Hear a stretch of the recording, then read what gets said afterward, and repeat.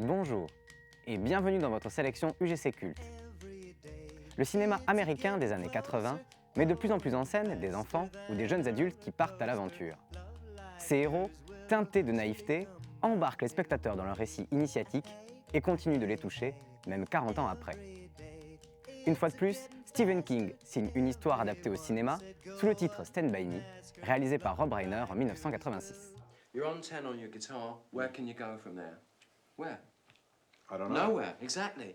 What we do is if we need that extra push over the cliff, you know what we do? Put it up to 11. 11, exactly. One louder. Why don't you just make 10 louder and make 10 be the top number and make that a little louder?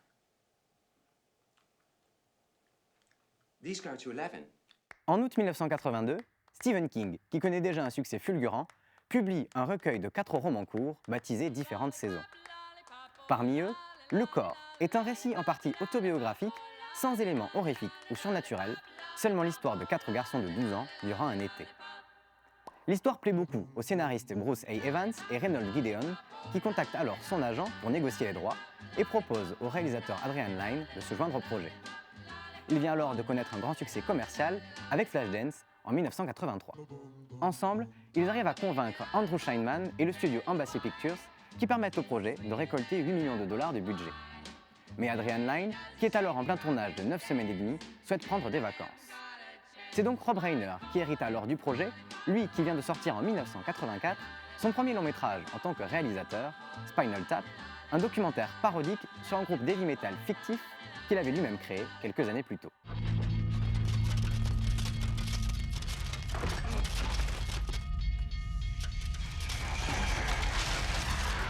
Oh shit!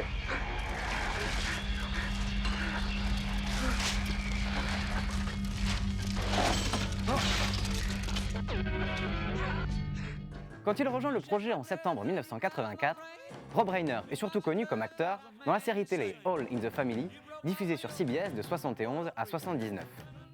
Les scénaristes en profitent pour inclure quelques-unes de ses suggestions et le film est prêt pour être tourné à l'été 1985.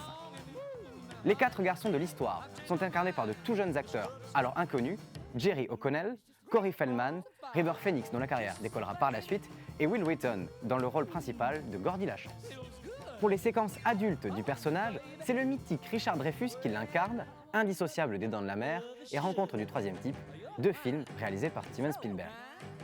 Suite au rachat d'Embassy Pictures, Columbia Pictures récupère le film et demande à Rob Reiner d'en changer le titre.